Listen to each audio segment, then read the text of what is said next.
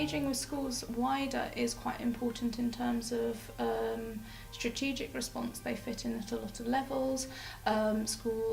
Teachers have a lot of access to young people. There's a lot of trusting relationships being built up there that can be used in order to raise awareness and in order to support people to explore and challenge misconceptions perhaps around the issue. So I think it's really, really important to make sure young people are involved. It does disproportionately happen to young people. It's not fair for these conversations to be had over their heads. If you are very sensitive and respectful in how you engage, and if you're sort of wanting to work with communities rather than against them, you end up with communities coming forward, disclosing, asking for help, and you can really work together there. So I mean, there's been a lot of cases. What you often find is schools don't realise that it's an issue amongst their student population, because if you're not proactive, then young people tend to not really talk about it. So we find there's been a lot of cases.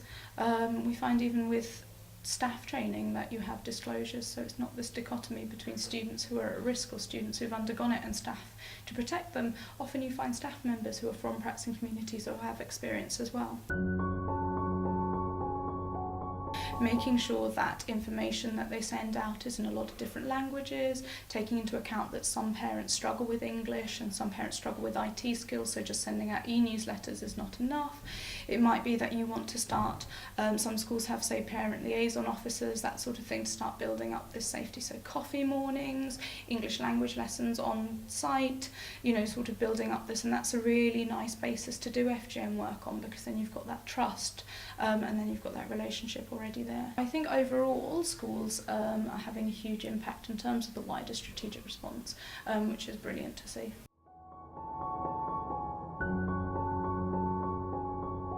One of the things we do at school is we follow a protective behaviours programme, and we do that on an annual basis to make sure that everybody knows that they've got the right to say no if somebody's asking or wanting to do something that they're not happy with.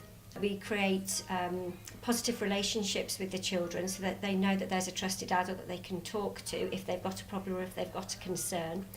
If we have families wanting to take children on an extended holiday, then we'd ask them about if we thought that they might be at risk of FGM. We would talk to them, woman to woman, sort of like, how, has that happened to you? We want to protect your child from that, but being very careful not to be judgmental about the culture and the life choices.